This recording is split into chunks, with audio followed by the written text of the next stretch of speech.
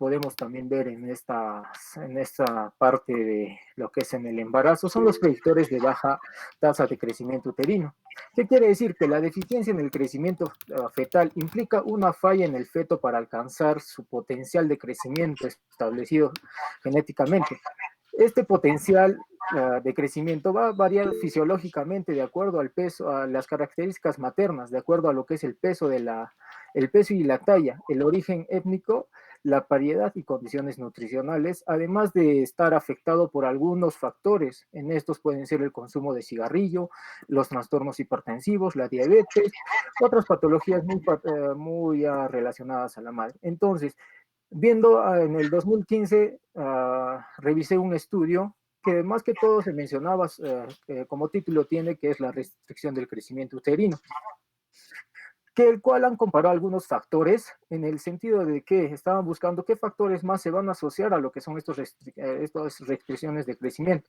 Entonces, ¿qué es lo que sale y qué es lo que resulta? Que tenemos que los factores principales que van a ocasionar esta restricción van a ser lo que es la hipertensión y la desnutrición en estos pacientes. Entonces, hay que tener en cuenta que la nutrición para estos pacientes va a ser muy en otras palabras, muy específica para poder tener un buen desarrollo del feto más adelante. Siguiente diapositiva. Bueno, otro también son los cuidados prenatales. ¿Qué quiere decir una historia clínica completa? Entonces, estos cuidados prenatales principalmente hay que tener en cuenta para que se haga el desarrollo correcto tanto de la gestante como del feto, para que más adelante no haya las consecuencias, se podría decir, de que algunas enfermedades por el bajo peso que tienen algunos niños o algunos fetos en el momento de nacer. Entonces, ¿qué vamos a tener acá en cuenta? Que vamos a tener que hay que realizar una historia completa, que principalmente se basa en ¿qué? Una historia clínica dietética de la gestante. Entonces, ¿qué hay que ver? El registro de las 24 horas, los alimentos que la paciente está ingiriendo dentro de las 24 horas, los hábitos alimenticios, qué tipo de hábitos o qué alimentos está consumiendo. Después ver los horarios, si es que ella está conservando los horarios establecidos y si tiene algunas alergias a algunos alimentos. Después hay que ver lo que son los estudios socioeconómicos. Después en el examen físico, ¿qué es lo principal que tenemos que ver? Son los signos vitales, ya que como ya les mencioné que en ese estudio principalmente era la hipertensión. Entonces en estos pacientes hay que estar evaluando lo que son los signos vitales, la frecuencia cardíaca, la presión, entonces. Y de ahí el laboratorio. Más que todo el laboratorio va a basar en lo que es la biométrica hemática de estos pacientes. ¿Qué quiere decir? Ver su cantidad de hemoglobina, si es que están llevando una buena hemoglobina para que más adelante o la misma embarazada no sufra de anemia o el feto no tenga un bajo peso al nacer. Siguiente diapositiva. Bueno, ya un poco más abarcando a lo que es el embarazo. Entonces, acá hay que tener en cuenta que la adecuada nutrición del producto va a depender de tres principales pilares, se podría decir, que es el estado nutricional pregestacional de la paciente, el aporte de energía que van a dar estos nutrientes y también el aporte nutricional de estos alimentos. Siguiente. Bueno, vamos a tener también que la nutrición y en el embarazo, principalmente acá más que todo nos vamos a abarcar en lo que es, vamos a tener algunos indicadores de estado de nutrición, en este caso vamos a tener lo que es el peso y la talla. Entonces el peso es importante para estos pacientes, el peso materno pregestacional adecuado y el aumento satisfactorio durante el embarazo son muy importantes para más adelante que el feto no tenga ningún problema. También el tamaño de la placenta que también se tiene que estar fijando, y también si hay un flujo de nutrientes a nivel de lo que es el cordón umbilical, si es que están llegando los nutrientes exactamente hacia lo que es el feto. Siguiente. Bueno, como ya les he dicho, el aumento de peso durante el embarazo es muy importante, ya que el incremento de peso adecuado se va a asociar principalmente del peso al nacer y de una menor mortalidad de lo que es el neonato. De ahí la mitad de la ganancia del peso que de las pacientes gestantes van a adquirir se va a relacionar principalmente a lo que es el feto y a lo que es el líquido amniótico. De ahí el resto de peso que ellos llegan a subir o llegan a aumentar, estos después se van a almacenar en lo que es en el tejido materno, ya sea en la parte de forma de grasa, que esto va a servir como una reserva de energía para el embarazo y para la lactancia posteriormente. Siguiente. Y vamos a tener algunas recomendaciones en el aumento de peso. Esto es de un estudio, más que todo en el estudio de un estudio del 2014 que sale esto. Nos va a ayudar lo que es el peso, el índice de masa corporal y los kilos de peso que tienen que aumentar los pacientes gestantes. Entonces, ¿qué es lo primero que nos dicen? Que para las mujeres con un índice de masa corporal normal a la captación, se les recomienda una ganancia aproximadamente de 0,4 kilogramos por semana en el segundo y tercer trimestre de la gestación. Para las de bajo peso, su requerimiento, su ganancia de peso tiene que ser de 0,5 kilogramos por semana. Y para las personas de sobrepeso, solamente ganar un 0,3 kilogramos por semana.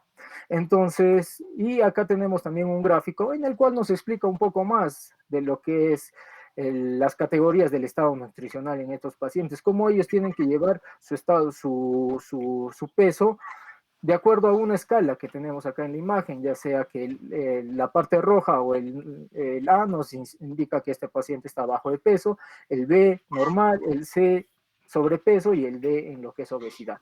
Y bueno, eso es una parte de toda la introducción a nivel de lo que es la nutrición del embarazo. Ya mis compañeros les van a explicar un poco más qué tipo de alimentos se van a utilizar a nivel de lo que ya es el primer, segundo, tercer trimestre de la gestación. Esto solamente es una introducción al tema. Siguiente diapositiva. Continuando con la exposición, vamos a tocar lo que es las necesidades nutricionales en el embarazo, lo que es propio del embarazo. Para hablar básicamente de lo que es el estado nutricional o las necesidades nutricionales en el embarazo, tenemos que dividir en dos grupos de forma general, ¿no? Lo que sería agrupar lo que es el primer y segundo trimestre en un grupo y lo que es agrupar lo que es el tercer trimestre en otro grupo. ¿Por qué? Porque en el primer y segundo trimestre es donde más vamos a tener, la madre va a tener lo que es un metabolismo anabólico, haciendo referencia a que en estos primeros dos trimestres es donde la madre va a adquirir la mayoría del soporte nutricional para que posteriormente, en el momento de la lactancia, el niño o el bebé recién nacido tenga lo que es se pueda cumplir o se pueda uh, cumplir todas las demandas nutricionales del lactante, ¿no? Y a lo que es diferente al primer trimestre, es importante la nutrición en este trimestre porque en este trimestre se va a realizar lo que es el crecimiento fetal. Y justamente por ahí tiene que haber una buena alimentación de la madre, ya que si es que la madre no consume o no se alimenta de forma adecuada, puede provocar lo que son las alteraciones o malformaciones, ¿no? que se pueden representar en el feto. En el segundo trimestre la importancia nutricional va a ser importante porque justamente también va a seguir todavía lo que es el crecimiento fetal, ¿no?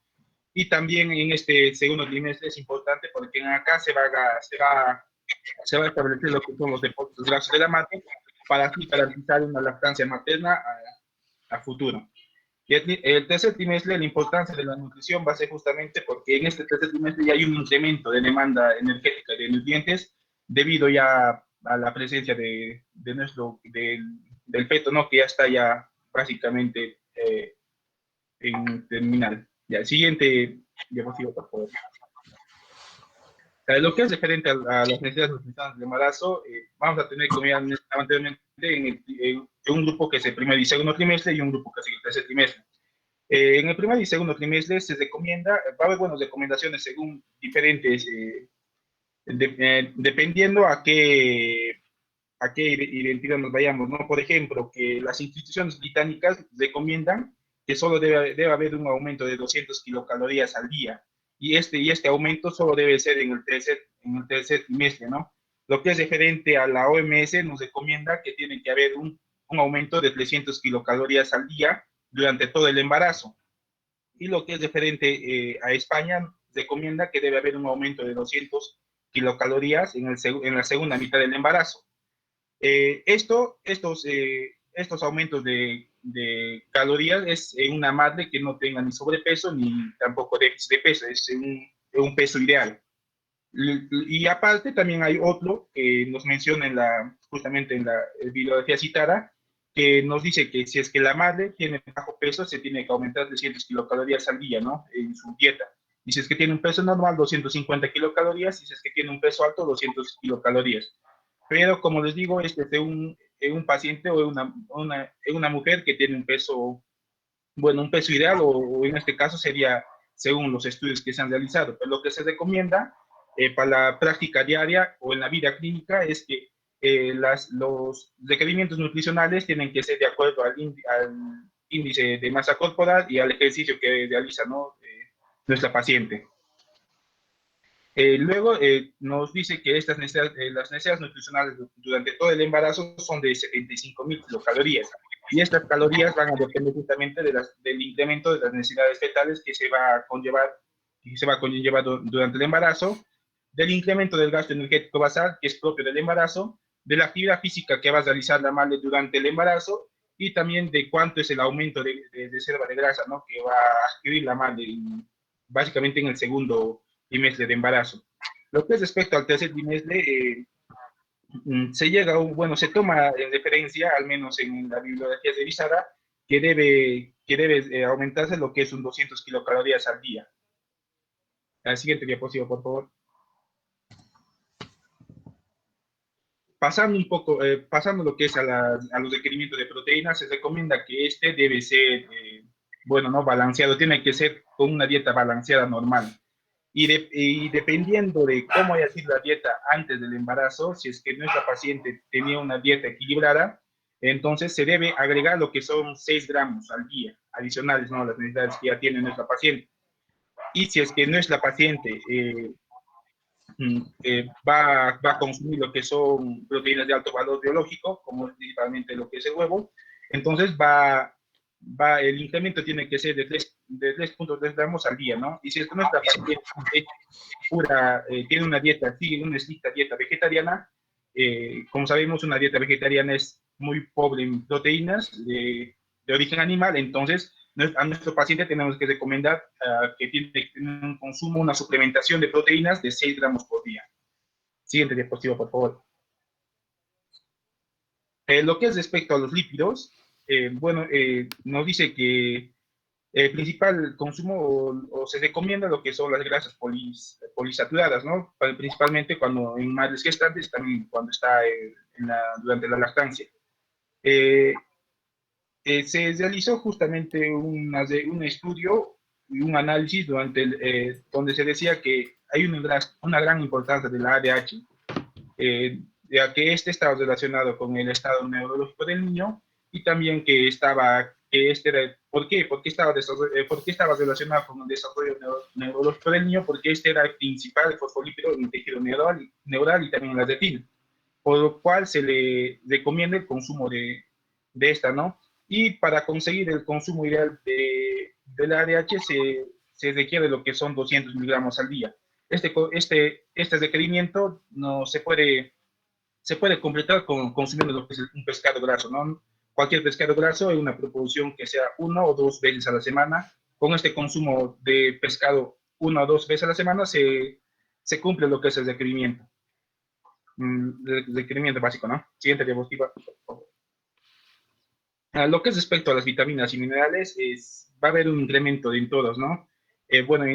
Principalmente lo que es referente a los minerales vamos a tomar lo que es el fósforo, calcio, hierro y zinc. Lo que es referente al calcio es importante porque en el tercer trimestre el niño va a se deposita unos 250 miligramos al día de calcio. Y el consumo se va a ver más incrementado, o la demanda de calcio se va a ver más incrementado a partir de la mitad del segundo trimestre. ¿Y por qué es importante el consumo de calcio? Porque va a prevenir lo que es la preeclampsia. Lo que es referente al hierro que también es otro muy importante, es porque el hierro va a servir lo que es para aumentar lo que es la masa eritrocitaria, ¿no? Y de esa forma lo que es también evitar lo que es la pérdida, vamos a evitar lo que es, o sea, lo que se tiene que ver en el embarazo es evitar la pérdida de hierro. ¿Para qué? Para que haya justamente una mayor o un aumento de lo que es de la masa eritrocitaria. Justamente por eso también es que en este periodo también de alguna u otra forma aporta lo que es la menorrea que es el propio del embarazo, ¿no? Y también los valores de lo que es referente al hierro, de anemia, son más disminuidos. Se dice que en el primer y tercer trimestre se considera una paciente anémica cuando nuestra hemoglobina va a bajar menos de 11 y vamos a tener un hematocrito menor a 35. Y se va a considerar una anemia en el segundo trimestre cuando nuestra paciente va a tener una hemoglobina menor a 10.5. Después de frente al zinc, se dice que su deficiencia va a generar lo que es un retraso en el crecimiento intrauterino y también va a ser asociado con lo que es un parto prematuro y también con lo que son alteraciones en la conducta y aprendizaje del niño. Y se recomienda una suplementación, ¿no?, de 15 miligramos al día.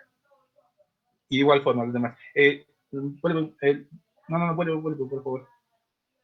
Continuando con lo que son con las vitaminas, vamos a comenzar con lo que es ácido fólico. Se dice que la suplementación debe ser de 400 miligramos al día. La deficiencia del ácido fólico nos va a llevar, o está bastante relacionado con las malformaciones congénitas, principalmente con y también está relacionado con lo que es con la falta total o parcial del peso, ¿no? Y también va a estar relacionado con el cierre del tubo neural. Así que la deficiencia de esta vitamina va a ser, va a conllevar lo que son consecuencias muy alarmantes a lo que es a recién nacido, ¿no? ¿Y por qué se relaciona con lo que es con malformación congénita? Porque el ácido fólico está relacionado con la homocisteína, con la elevación de la homocisteína, y la elevación de la homocisteína conlleva lo que son una teratogenia a nivel de trimestre. Y el ácido fólico está asociado con lo que es con el aborto espontáneo, también hay una mayor probabilidad de tener preeclampsia si es que hay un déficit de ácido fólico, y también con lo que es el desprendimiento prematuro de la placenta. Lo que es referente a la piroxina, que es la vitamina 6, es que es importante porque va a desempeñar lo que son funciones vitales en diferentes procesos metabólicos y también a nivel del sistema nervioso central. El consumo de esta vitamina va a tener bastantes beneficios, ¿no? Dentro de ellos está justamente que va a tener el recién nacido va a tener un mayor peso al nacer, también va a disminuir lo que es la preeclampsia, y también va a evitar lo que son los nacimientos prematuros. Y también se dice que tiene un factor protector ante malformaciones congénitas. Y muchas veces escuchamos, o bueno, popularmente las madres consumen tienen una excesiva suplementación de vitamina B6, esperando que al mayor consumo de vitamina B6 va a haber una mayor protección de las malformaciones congénitas, lo cual lo cual no es cierto, o hay poca evidencia, ¿no? Pero la literatura menciona que esto no es verdad, que una suplementación mayor de 2.2 gramos, bueno, 2.2 miligramos al día no produce ningún beneficio adicional. Lo que es referente al ácido vitamina C, dice que se tiene que ver una suplementación de 800 miligramos al día, y va a prevenir lo que es el estrés oxidativo, ¿no? Y de esta forma va a disminuir lo que es la preeclampsia. Y la suplementación de esta vitamina C tiene que ser mayor, lo que es, o principalmente darse a pacientes que son antes del embarazo, hayan sido fumadores o bebedoras. Lo que es referente a la vitamina A, va a estar relacionado si es que va a tener un déficit de vitamina A, va a estar relacionado con la mortalidad materna. Y si es que tiene un consumo elevado de vitamina A, también va a estar asociado a lo que son las malformaciones congénitas, ¿no? Por eso la implementación de la vitamina A tiene que ser bastante bien medido, y se recomienda que debe ser de 800 miligramos al día. Lo que es diferente a la vitamina A, se recomienda que debe ser una suplementación de 10 miligramos al día, y esto debe ser siempre consumido, ¿no? 15 minutos antes de exponerse al sol, por el metabolismo que presenta, y su déficit va a estar relacionado con el retraso de crecimiento intrauterino, también con el raquitismo y con la hipocalcemia neonatal, y con algunas alteraciones en el esmalte dental. Siguiente diapositiva. Ya, pasando a lo que es al carbohidrato y la fibra, que dice que el decremento de carbohidrato tiene que ser igual a una dieta balanceada bueno, una dieta balanceada que es decir, en una persona normal, que no está embarazada. Y bueno, como ya sabemos, el requerimiento tiene que ser de, un 55 de 50 a 55%. Y este no va a cambiar durante el embarazo. Bueno, dependiendo, como ya mencionó mi compañero, si es que nuestra paciente va a tener un sobrepeso o un déficit de peso, ya se va aumentando o disminuyendo según lo que es el índice de masa corporal y la actividad física. Todos los datos que he dado hasta ahora son de una paciente que no sufre ni sobrepeso ni tampoco una deficiencia, ¿no?, de nutrientes. Lo que es referente a la fibra nos dice que normalmente durante el embarazo se presenta lo que es el estreñimiento y por eso se recomienda un consumo de fibra. También otros aspectos positivos de una dieta, de un consumo de fibra es justamente la prevención del aumento de peso, ¿no? Está relacionada. También se relaciona con lo que es la disminución de lo que es el riesgo de preeclampsia y también lo que es la reducción a la intolerancia a la glucosa. Se recomienda la ingesta de 35 gramos al día si el paciente durante el embarazo presenta lo que es el estreñimiento. Sí, ya. Y vamos a hablar de algunas deficiencias nutricionales, ¿no? Si hay una deficiencia de lo que es el retardo de crecimiento y se puede presentar lo que son anomalías congénitas y también puede haber una depresión del sistema inmunológico desde recién nacido, ¿no? Y luego, si es que nuestro paciente va a tener lo que es nuestra madre embarazada, bueno, nuestra madre embarazada va a tener obesidad, este también va a tener consecuencias, ¿no? Que puede ser un infarto secundario, puede tener pielonefritis, puede desarrollar también lo que es una diabetes gestacional, puede ser más propensa a desarrollar lo que es la preeclampsia o eclampsia, y también puede ser más propensa a tener lo que es una tromboembolia. ¿Y cuál es el riesgo de tener una dieta baja en calorías, ¿no? Porque mayormente durante el embarazo, como hemos visto, durante el primer y segundo trimestre se va un aumento de lo que es de las reservas energéticas. Entonces, básicamente, traduciéndolo, bueno, en el aspecto cotidiano, lo vemos que la embarazada aumenta de peso y se ve un poco más gordita. Entonces, muchas veces se disminuye con bueno, el consumo de alimentos justamente para que no haya esa elevación de peso. ¿Y qué consecuencias nos lleva a disminuir el consumo de calorías? Básicamente que no va a haber un desarrollo anabólico, ¿no? Básicamente no va a haber lo que es, principalmente, por ejemplo, para la lactancia materna no va a haber lo que es el depósito suficiente y puede generar lo que es la cetosis también. Y por ende lo que es una hipoperfusión placentaria. Y también puede conllevar a lo que es un trastorno del sistema nervioso central del niño.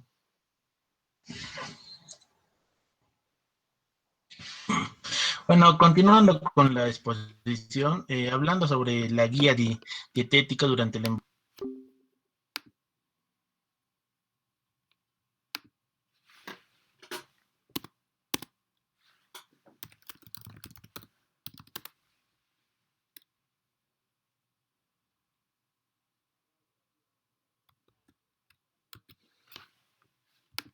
Subir en exceso de peso, tener una medida de peso estable según su índice de masa corporal, y también nos menciona esta guía que tenemos que evitar tanto el alcohol, como no debemos consumir en exceso lo que vendría a ser el sodio y el azúcar, porque el sodio nos podría llevar una hipertensión arterial, una preeclampsia, y el azúcar una diabetes gestacional. Y de la misma manera tenemos que evitar el exceso de grasas saturadas y de colesterol. Bueno, en la misma guía encontramos, como mencionó ya anteriormente mi compañero, que durante el es ideal que durante el primer trimestre del embarazo no haya un déficit nutricional importante. O sea, en este caso la gestante, la mujer embarazada, tiene que tratar de mantener su aporte nutricional constante, porque en el primer trimestre del embarazo se va a dar lo que vendría a ser el crecimiento fetal rápido. Entonces, acá donde el feto necesita más también carbohidratos para su desarrollo, y es por eso que no se recomienda que que la embarazada, la paciente, disminuya mucho de peso en esta etapa, que mantenga un peso adecuado.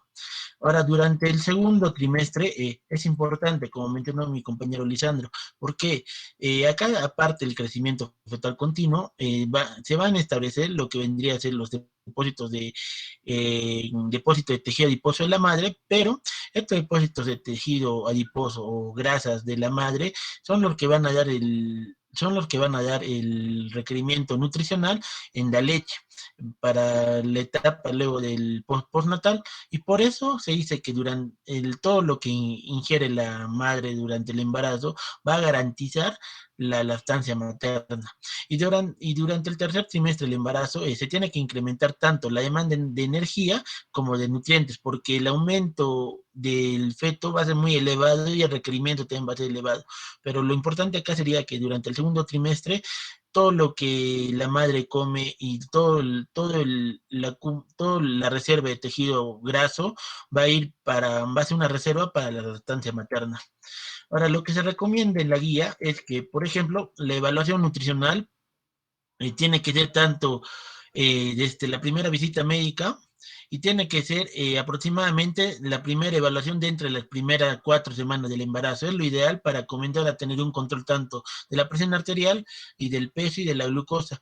Ahora también hay que tener una evaluación nutricional en toda embarazada dentro del segundo y tercer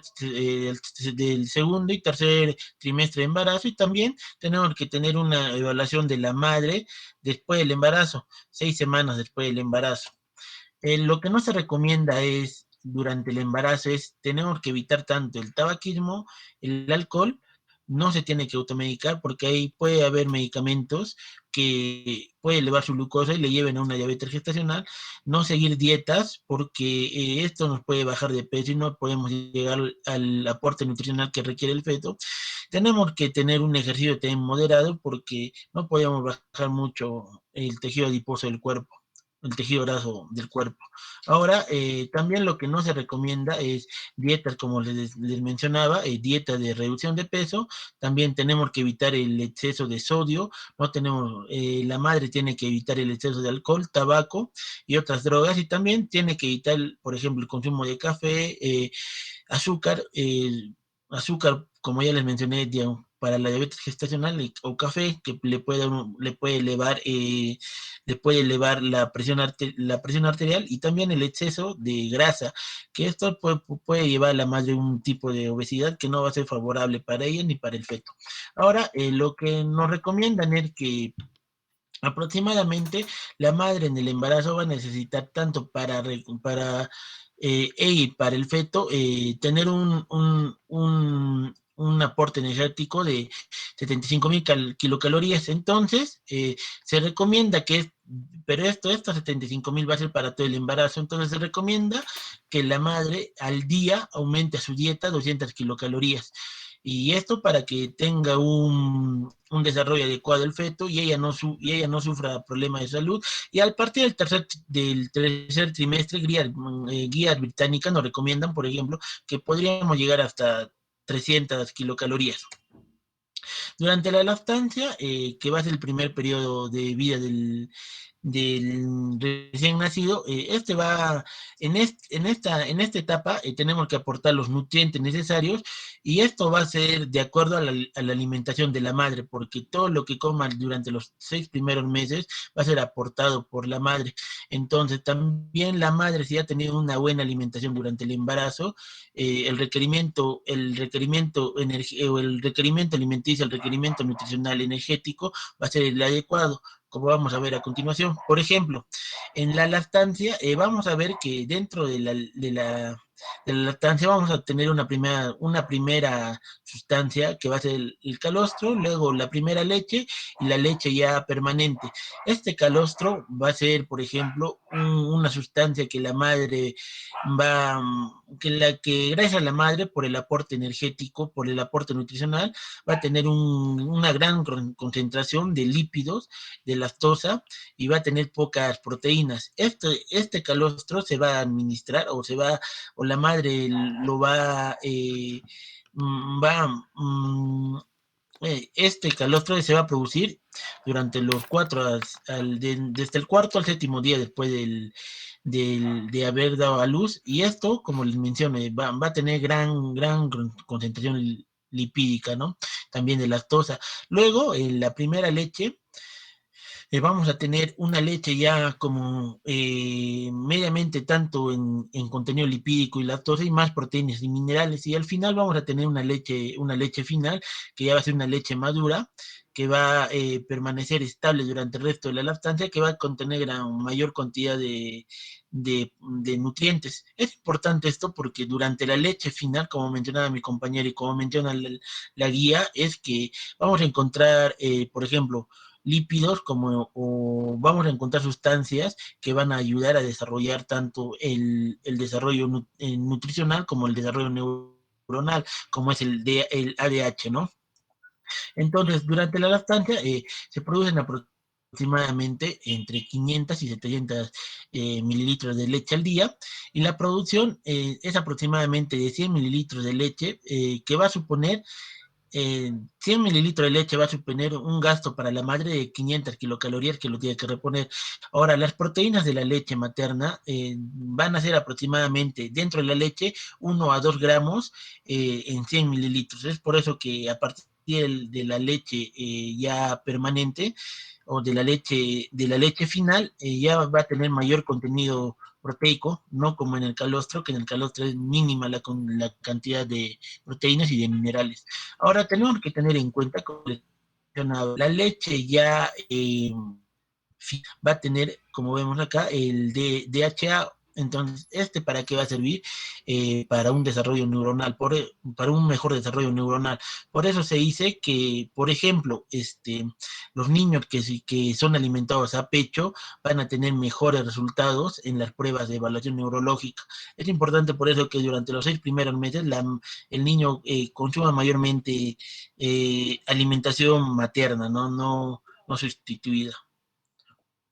Ahora tenemos que tener en cuenta que las concentraciones de algunas vitaminas y minerales van a variar día a día por la ingesta de la madre. Por eso es importante que la madre consuma buenos alimentos para que proporcione una buena leche al recién nacido. Y también es importante, tenemos que tener en cuenta que la cantidad de leche va a ser proporcional a los líquidos, a la cantidad de líquidos que consuma la madre. Por ejemplo, si una madre no consume entre 2 o 3 litros al día, la cantidad de leche no va a ser, como les decía, de entre 500 y 700 mililitros, sino va a ser mucho menor, y esto puede poner en riesgo la nutrición del recién nacido.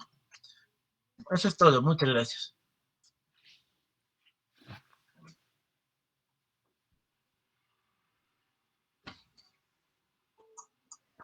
Bueno, buenas tardes. Gracias al grupo de Bremer. Vamos a proceder con las preguntas. El grupo número 6 va a hacer la pregunta. Flor, ¿puedes hacer tu pregunta?